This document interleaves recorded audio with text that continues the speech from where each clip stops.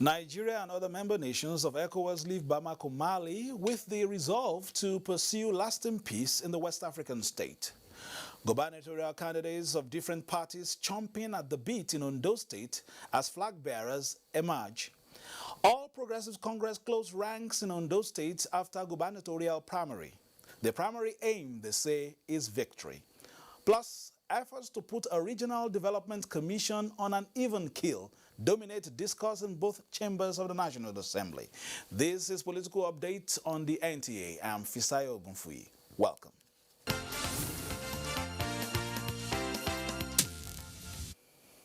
Nigeria's President Muhammadu Buhari this week joined other West African leaders on a high-stakes mission to Bamako, Mali, in a bid to diffuse the escalating tension in that country.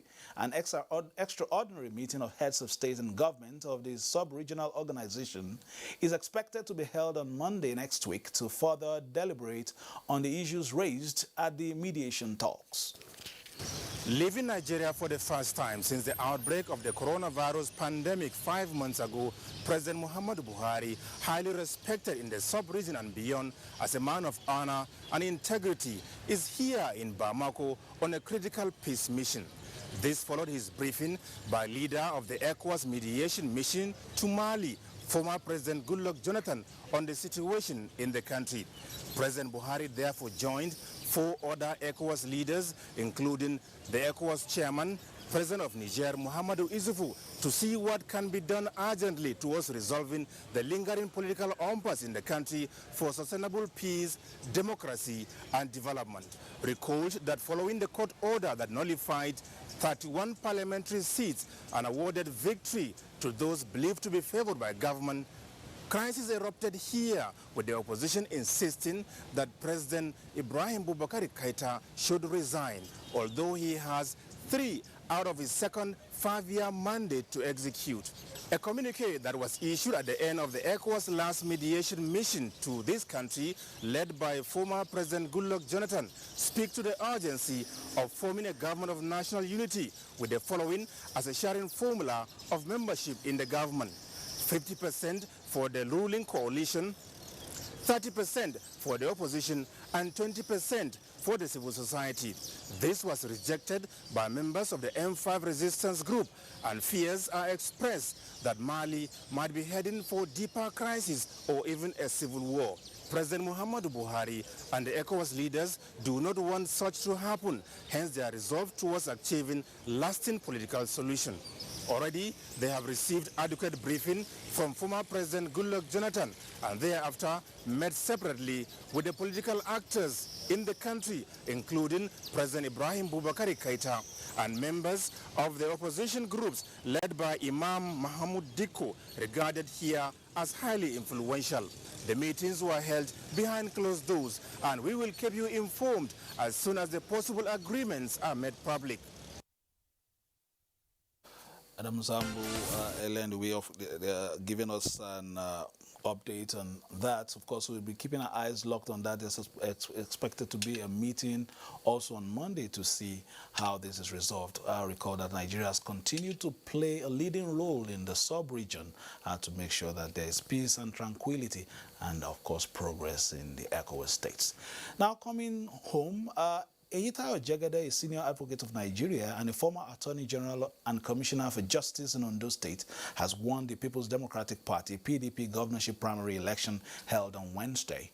The chairman of the Ondo State PDP governorship primary election committee, Governor of Enugu State, Ifeanyi Ugwuanyi, announced the result. The election, which involved over 2,000 delegates from the 18 local government areas of the state, was conducted in an atmosphere of peace and in compliance with COVID-19 protocols. The primary election, which was keenly contested, had 8 aspirants, including the incumbent State Deputy Governor, Agbola Ajayi, the chairman of Ondo State PDP governorship primary election, and Governor of Enugu State, Ifeanyi Ugwuanyi, announced that Eyitayo Jegede SAN won the election, having polled 888 votes to defeat his closest rival, the incumbent State Deputy Governor, Agbola Ajayi, who had 657 votes. Jegede Eyitayo, having scored the highest votes cast and met all the requirements of our party guidelines for the conduct of this election, congratulate all of us. Gratitude to God, gratitude to the people of Ondo State. This is the beginning of great things to come. This is the second time Eyitayo Jegede will be picking PDP governorship ticket, having lost to the incumbent governor Oluwarotimi Akeredolu in 2016.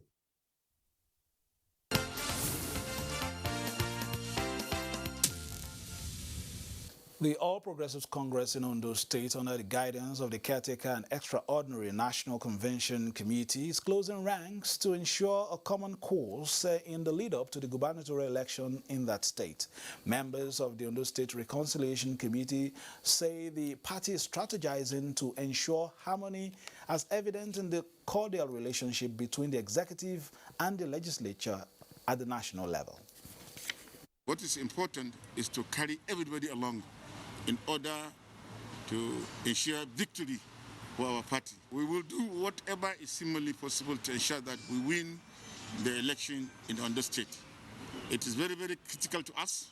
There is only one interest to be protected in democracy, and that interest is simple: the people.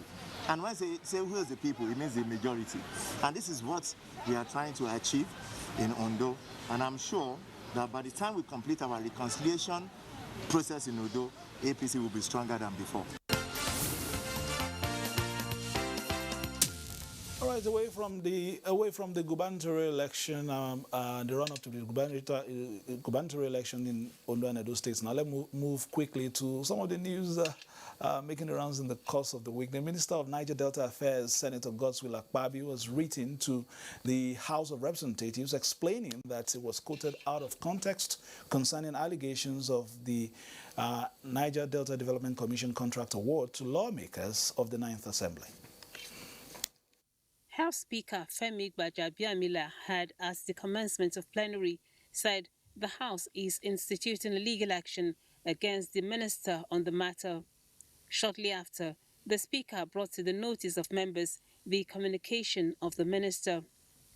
Permit me to explain that any reference to 50 or 60% during the investigative hearing was in answer to a question by a member of the committee as to whether or not a medical director could act as executive director of projects within the confines of the NDDC Act 2000. Thursday, being the last day of the first legislative year of the 9th House, plenary lasted several hours as 10 bills were passed. Among bills passed for second reading is the bill seeking restriction of legal proceedings against Chief Justices, sponsored by Igariwe Iduma, and a bill seeking compulsory treatment of victims of gunshot wounds from Wale Raji.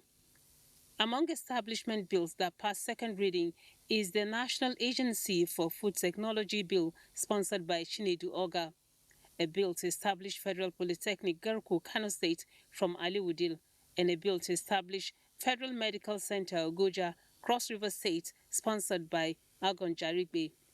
House adopted a motion on the need to stop incessant attacks in parts of Kaduna State and resolved to investigate misappropriation of 100 billion naira by the Northeast Development Commission. This consistent abuse of procurement laws, if not put in check, may defeat the purpose of the establishment of the commission. The lawmakers urged the repair of a key bridge in Bayelsa, which links communities to other parts of the country, as moved by Fred Ubwa, and urged government to set up National Council on Public Procurement, as moved by Idem Uime, to check flagrant disregard of procurement guidelines by MDAs. House has adjourned for annual recess to resume sitting on 15 September 2020.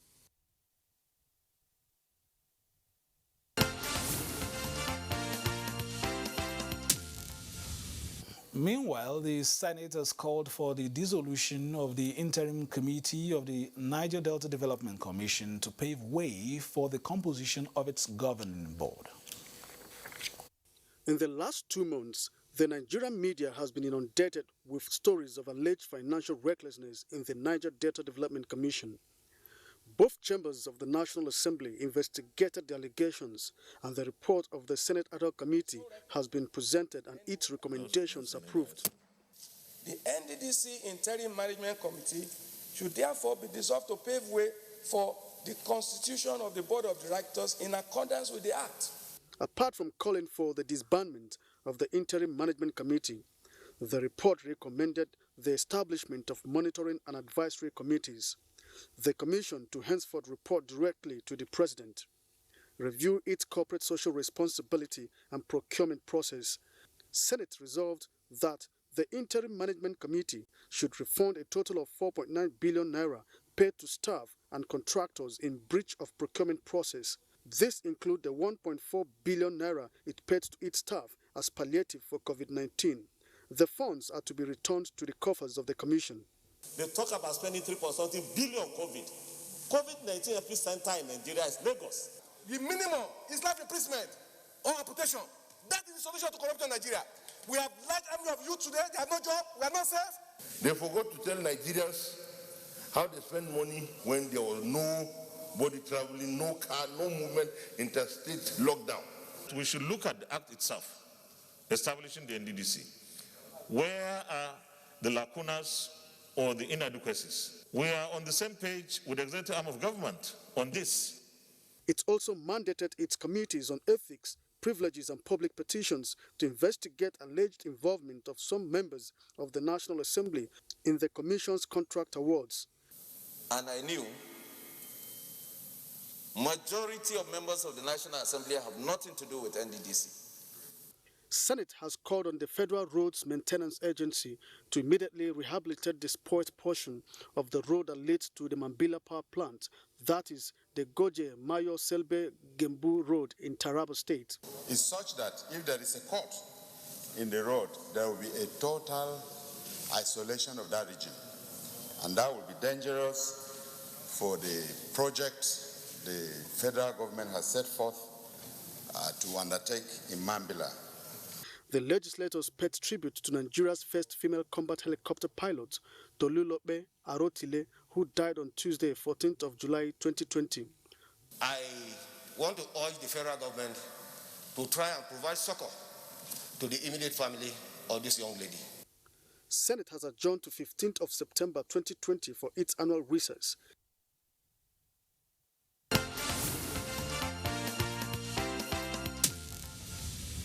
No doubt, the legislature has been an interesting watch in the past fortnight. It is in a bid to perform its role in the theory of checks and balances. Our guest, Honorable Kasim Bello Megari, joined us earlier in the week. Being the first timer and a young legislator, he says he finds the exchange in the Green Chamber educative and the synergy with the executive very positive.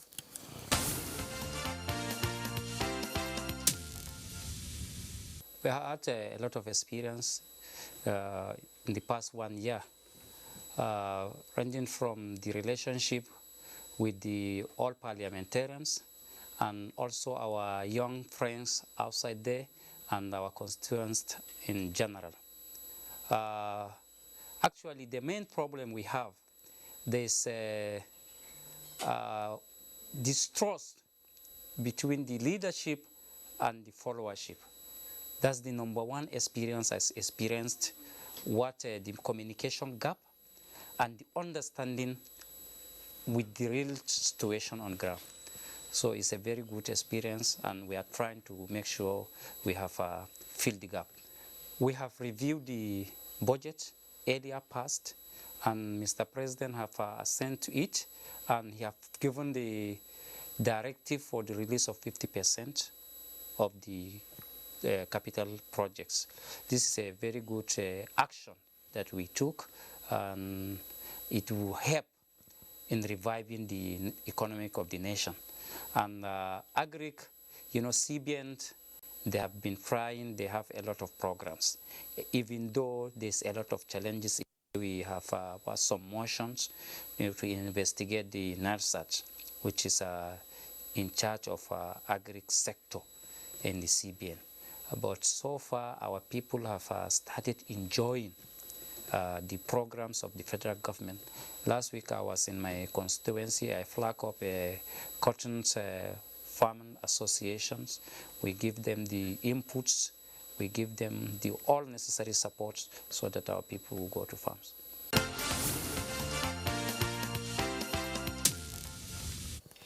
Moving on now, the recent agitations against gender-based violence seems to be getting some traction as there is a ray of hope for victims in Nigeria. The federal government has inaugurated an interministerial committee to fast-track action against the offense. Priya is a young lady who has some of her friends fallen victims to sexual and gender-based violence. The shame should be on the perpetrators and not on the victims. So long we've traumatized victims to be re-victimized and re-traumatized, and so they're ashamed to talk about these experiences. But the shameful thing that happened is not to them. The perpetrators should be the ones ashamed.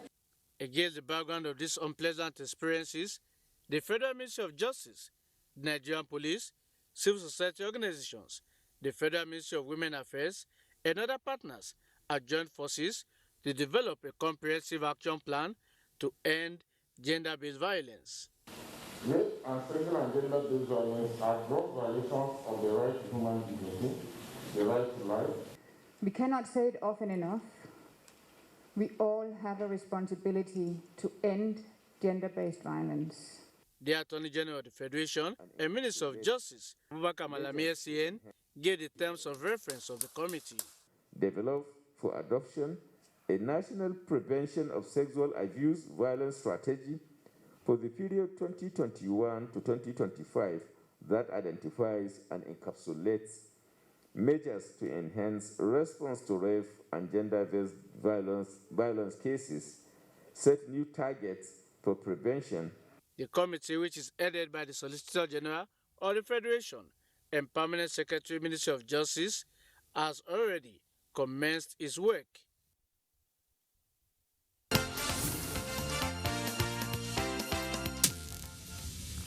A bit on the nation's containment efforts against COVID-19 now. Now, schools will not reopen until safety measures for pupils and students are guaranteed by all stakeholders in the three tiers of government. The Presidential Task Force on COVID-19 gave this clarification during Thursday's briefing. The PTF says coronavirus is still very potent and spreading faster than human efforts to contain it. We had to postpone the briefing for Monday, 20th July 2020, when the tweet from the Honorable Minister of Foreign Affairs, who is a member of the Presidential Task Force, went viral. That singular piece of information in the public space is sufficient proof to Nigerians that the virus is real and does not discriminate. Testing of members has been a regular exercise for the PTF, and that policy would be sustained. It doesn't know whether you are rich or poor, healthy or not, and it is absolutely not an elite disease. On the Madagascar herbal drug, the initial temporary result had shown that its main ingredient is the same as Artemisia annua, which is grown in Nigeria. While the preparation at high dose showed activity in reducing frequency of cough, it did not show any evidence that it has a real curative property against the COVID-19 virus. the task force says it will not compromise safety ahead of school resumption. The WAEC timetable, are you able to meet up with that date? Many states have come back to us and said they are unable to meet up with that date, which is why the Minister of Education explained that it will be dangerous to move children out on those dates, and that it is not proper for WAEC to then continue to insist on those dates. Therefore, we have requested that WAEC give us and the schools some time to meet up.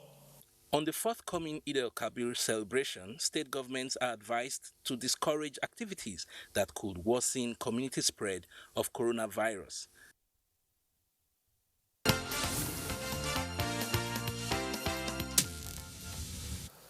Nigeria has eased its lockdown protocols to ensure a balance in health and wealth However, it is important for owners of businesses to adhere strictly to the protocols so as not to tip this balance. Justin Etim looks into the realities of this delicate balance. On the 30th of January 2020, the coronavirus disease was declared by the World Health Organization as a public health emergency of international concern. Since then, the disease has continued to spread around the globe, and Nigeria at the community stage of transmission. When you have cases of people in communities with COVID-19 that you cannot establish the contacts, you know that there's a community transmission going on. Apart from person-to-person transmission, it is a known fact that coronavirus can be transmitted through contacts with surfaces such as doorknobs in public spaces, tables, exchange of money between individuals, use of ATM machines, among others. But are people aware of this mode of transmission? Yes, I'm aware, and that is why as soon as I finish operating the ATM, I decided to wash my hand.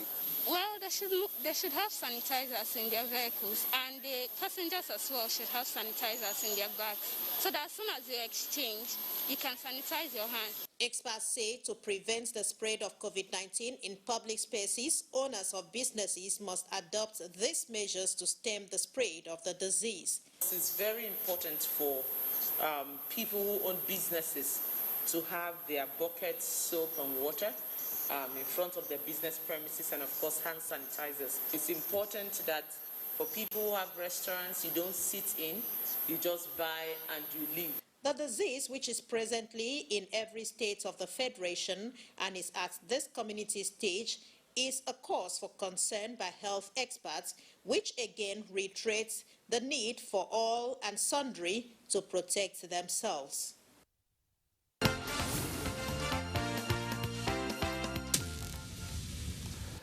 And finally, the Bauchi State government has flagged off the distribution of 1,000 tricycles under the state's 2020 empowerment scheme. The beneficiaries are mostly motorcycle riders affected by the ban on commercial motorcycles in the state.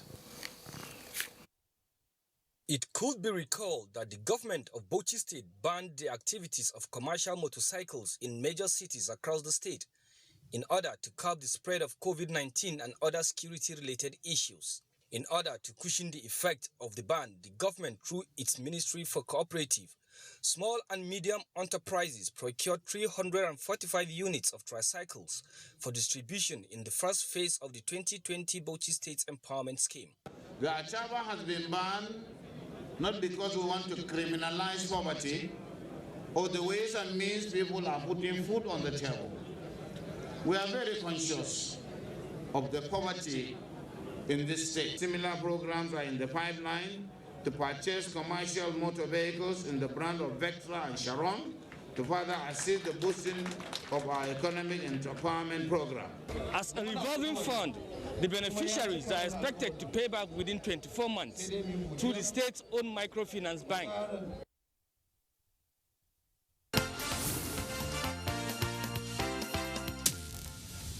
That concludes political update for today. Just to tell you that we'll be having our eye on the elections series as soon as possible to be giving you an update on what is happening exactly in Edo State, and after that, of course, in Ondo State. My name is Fisel Gunfuyi, thanking you for joining us and urging you to stay with the Nigerian Television Authority, where we give you the very best of news, reviews, previews, and interviews. Enjoy the rest of your weekend. Bye-bye now.